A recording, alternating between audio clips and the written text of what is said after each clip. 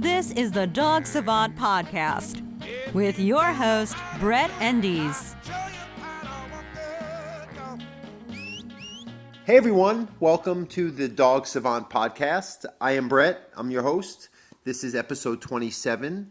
Today we are going to talk about family therapy, and I'll get into that momentarily. I want to talk about, as always, just some of the basic business stuff. If you've been listening, please keep listening, keep sharing, subscribe, rate, review, all that good stuff. Tell your friends. The more people we can help their dogs, the better off we are. And this is really information that if you apply will help you and your dog as well. And you can also go on any of my YouTube videos. You can watch my show, The Untrainables, on Facebook Watch. We have our last episode that came out on, I guess it was December 1st. So you can catch all 12 episodes. The first season is wrapped up. We'll see if we'll get another season. So support that show too, because I'd love to get another season of that. Share that out there with the dog owning world too. And so you can also go to my website, dogtrainingla.com. You can go on my YouTube channel, youtube.com/dogtrainingla. You can go on my Patreon page, patreon.com, the Dog Savant. And we have one sponsor, wildzorafoods.com. If you go on their website, you will get healthy, simple, tasty, yes, I use the word tasty, paleo-friendly foods for backpacking, survival, everyday life, convenience.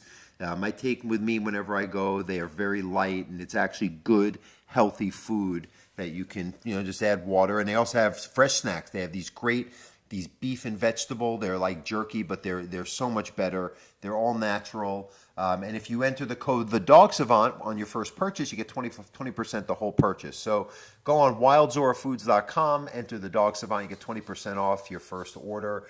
Okay, so that's that. Let's move on. So family therapy. I have a science degree in psychology. I'm not a therapist, but I do know family dynamics in my own world, observing people in their home with their dogs, and that's what I'll keep this in reference to. But I also, get how things feed into each other, especially in a family, structure, environment, and relationship. So I'm going to give an example. I will never use names because I don't want anyone to, be embarrassed or outed for anything that they might be judged for. I'm not judging. I'm going to narrate as best as I can. I'm human, so there's an area where I'll point out where I probably took this a little personally, but it's a dynamic, and everyone sees it who has a dog, especially one that may not listen always, sees that how they might listen better to one person, or if they have any issues at all around that individual, like whoever. The mom, dad, the kid, the walker, the trainer, the groomer. But then in this other situation with the person or environment, they're acting out, right? That's like with kids. Like kids might listen around one parent, not the other, around their teacher, around a coach, but not, when they're around a certain parent who has to be a little more self-aware and interact and communicate in that role, that whether it be parent, leader, boss, teacher, mentor, guide, master, coach, whatever it is, it's got to be you understanding yourself, being self-aware, and having your issues not resolved. No one, I think, resolves their issues unless they're the Dalai Lama, but have them in check, especially if you're projecting them onto the other parties, right? We're all working on it. No one's perfect, but with dogs, it's a big factor because people aren't always aware that with their animal that they think if they just take care of and feed and walk and love, they have to be aware of how they're going to be, and sometimes what they enjoy is not always quite going to feed into the proper relationship with their dog. So some people won't have their cake and eat it too. They'll do a little training, but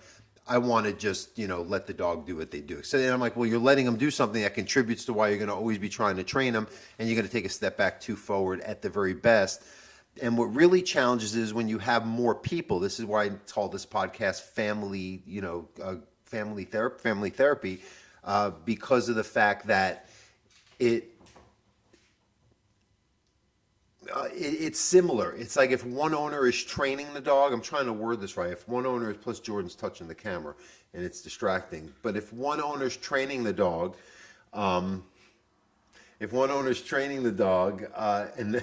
and then the other one's letting the behaviors happen or not training them at all, you tend to get it's almost the dog gets frustrated. It's like when I show up and no one's doing anything. It's like, well, the dog's going to avoid training and say, this is the only time I see structure. Non-structure is how I get through a day because that's my norm. We have to create a norm amongst all parties. So let me get to the story because I guess it'll make the point here I'm making. So I had a couple I'm working with. They originally had one dog, which is what they hired me for. For some bizarre reason, it was a rescue dog. They do rescue their dogs. I give them credit for that. But they took this dog and it had some stomach issues. And I felt it was anxiety, or they just had to dial in some of the proper nutrition, whatever. And they're like, oh, this dog's going to have stomach issues. I don't want to deal with anything. And, of course, a lot of vets will go right to medication. It's like, well, it might not even be something you have to treat. It's just you have to deal with why it's happening, like anything. And they got rid of it. I'm like, that's interesting. But he's like, but we'll train my other dog. He had another one that, would be a little antisocial, a little overreactive, jumping on them, impulsive around guests, a little overly barking when people arrive instead of taking it down once they're let into the house and whatnot.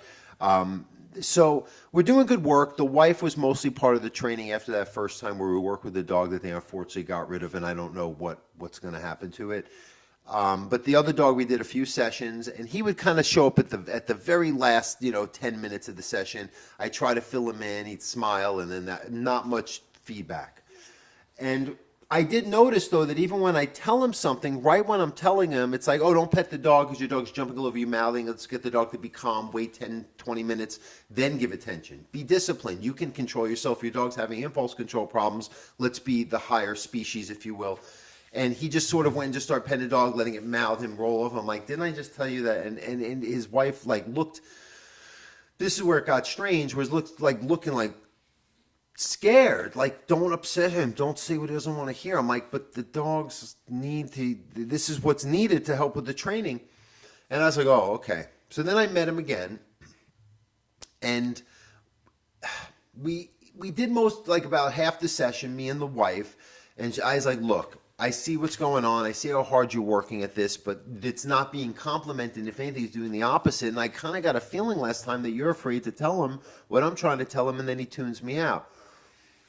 And she goes, yeah, I know, but I don't know. And she's doing actually a very great job. I commended her for even trying, because she's taking everything I teach her. The dog's doing better for her, but the issues are still lingering in everyday life because he's creating the opposite. And he shows up. And she's like looking at me like, oh, you might not want to go there with him again. Like almost like he didn't like that. It's like I told you, it's not about me. It's not about him. It's about the dogs. That's it. It's nothing personal, right? I think I said something about that earlier here in this podcast. And the whole thing is, he shows up. We were at a park working on some social stuff because she was skittish around people and loud sounds, and we had to work that through. And he shows up and he immediately starts going. I was like, whoa. I was like, didn't I tell you last time, like, especially in front of me, if at the very least, could you not not indulge in all this overstimulated response and rewarding her and all that, and get her to just maybe take the leash and have her sit calmly next to you for a few minutes, then pet her and let her just get the attention in a calmer way so you're dealing with the issues that you kind of originally hired me to help you with. And I gave him a little 2-minute speech about how I didn't think it, because I'm very in your face at times with clients who need to get with the program, not to hurt their feelings or to get personal, but it has to be said because no one else will. And that's why they're paying me to do this, to be honest with them. And like a good therapist, right? Like family therapy, ties all in. And I'm looking at her, he's like, oh. So I go over to him, give him the lecture.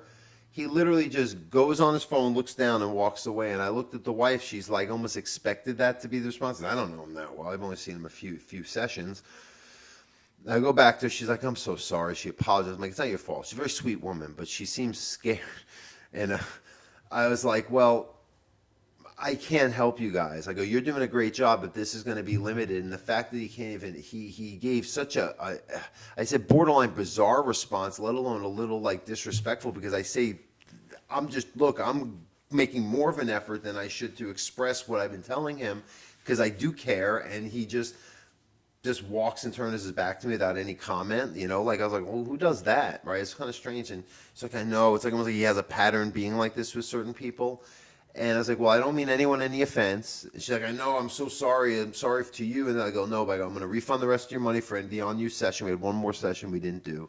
And that's that. And I left. And I didn't say anything to him. And I walked away because I'm not going to get the whole thing. I'm not going to convince him, because I see 30-plus clients a week or more for many years. And that's not the way people respond when I tell them many sessions earlier the same information and they apply it and they see the success, or at least they're not doing it. They're like, yeah, I need a little kind of kick in the butt here to, get me going, make me be more consistent about what I'm doing, maybe not indulge in all the fun stuff right now and do some training and structure. Then that'll come, after we get some things in order. Most people are reasonable, right? That's why I like working with my clients. They hear me, they think, all right, it's going to be just a very concrete, common sense approach to interacting with our dogs, and they're willing to do it or not on the first lesson. That's why they don't have to hire me if they meet me once and don't like what they're hearing and seeing. So that was not what that happened. That was a very odd, I've seen a lot of clients, and that was like, once in a while you get someone who's resistant, has a little tantrum, people get emotional, but you can talk him off, but he just turns around and walks away. I was like, all right, we're done, I can't help you. So it happens, right? It's family, because and this is like if they had a child and the mom was involved, trying, and the dad had issues he didn't work on or was not wanting to be engaged. I don't believe in that therapy shit like that. It's not going to work either. So that's the problem, is that you end up with, the kids acting out still, or the dogs acting out. And I, as a therapist who's got some experience, knows these dynamics and has seen similar versions of it, to know where we're headed, address it, because it's my job to be honest again and address it. And if I don't see any change or growth potential, or at least from all parties, I assess and see if it's worth pursuing or pushing it. And this response made it not something worth pursuing or pushing. And as a trainer who's experienced, you have to make that. I don't know if you're any other trainers listening to this, but if you've been in this situation, you understand. If you're a little newer at this and you haven't had, this is something you'll learn, is that the human end of the leash is so pinnacle in the dog's success, especially when you're dealing with some problem issues, trust in the home environment around these owners. Because dogs, it's very relational. It's not just consistency, reward, punishment, treats, energy, whatever, instinct. There's a lot of just that relationship quality to who the dog's around and what environment you share. Okay, so that's that. Let me see if there's any questions we have. We've been answering a lot of them, and I've been trying to send some messages to you too. So I'm just going to log on here, get the latest question. Okay, and I've answered this 20 different ways, but I always want to talk on it, because this is something people always will. It's like so often, like half the times when I say don't use a harness, and they go, and I'm like, oh, but you use a no-pull harness. It's always. Okay, so I get a lot of questions like this, but this is one of them, is they're asking, my dog pulls. I've heard a no-pull harness is good because my dog has a short face. It's part pug. Well, you've seen me, I think there's 2 or 3 episodes in the Untrainables where there's pugs. So there's a lot of pugs in this, and a lot of it is the pulling issue, or reactivity, or lack of trust in the leash, because there's a physical control and not the mental guidance, the connection of energy, the relationship, the direction of the command, and all that. So a harness is physical, and it frustrates certain dogs. If your dog walks fine, use a harness, but really it's meant to teach a dog to pull or restrain them physically, like in a seatbelt or some kind of secure situation, so that they don't, when they're pulling, it's not on their neck. This is to jerk on a dog and hang them. You're supposed to, there's a little physical stress. You see it on the show. There's a little bit of that pulling. You're not choking a dog if you're not hanging them. You just have to get them to focus, and then they're just walking smoothly. Leash is loose, and all your problems, especially pulling or stronger, like reactivity type issues, they're not part of it either, because they're walking with purpose. You're leading them, not physically, mentally guiding them, so they stay in flow with you, and they're focusing on a command, released when they need to have breaks and whatnot. So the no-pull harness is like putting a Band-Aid on that. What the no-pull harness does is, it's just when the dog pulls, they get this. But I always ask people, if you took that harness off, put a collar on again, right? What would your dog do? Well, they'd probably pull still. Well, you're just kind of like, your dog's still mentally trying to go this way, even though you're pulling them back this way. You got to get your dog mentally go this way, and then they just kind of float through the walk. Their movement isn't so over projected unless it's, you want them to, like they're playing, running, throwing a ball, but not on a walk. A walk should be a nice, relaxed, connected, walking, mental engagement. And they will get mentally exhausted if you can really hold their attention, teaches them to stay at your side, so they learn a good heel command. Let's go, walk with me, whatever you want to say. They learn to sit when you stop at curbs, doorways, whatnot. And it just, filters what's around them, and that's a better way to walk than just pulling, and they're always scanning and pulling and reacting. And some dogs more likely than others, but even with a dog with a short face, if you teach him to walk, I don't know if I'm great with a dog, I don't care short or long face, pulling like this for 12, 14 years or more like this, because they haven't learned good walking skills from day one, versus a little tug behind the ears a few days, and they learn to just focus and we're good to go.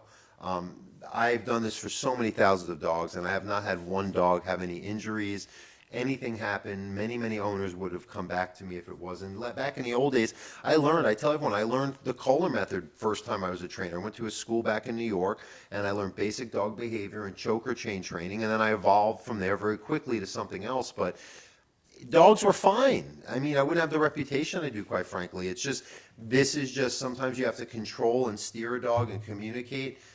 You're not trying to hurt them, traumatize them, choke them, cause pain, scare them. You're supposed to connect with them, but it's not usually happening with a harness unless you want to connect them to pull you on a cart or something, which is great. Do it. If your dog has that potential and they're built for it, let's do it. But other than that, for walking, a best bet, unless your dog is a pinnacle, I use that word a lot, but like an amazing walker, use a command to teach them, then that becomes the norm as a loose leash walk. So no pull harnesses, not a fan.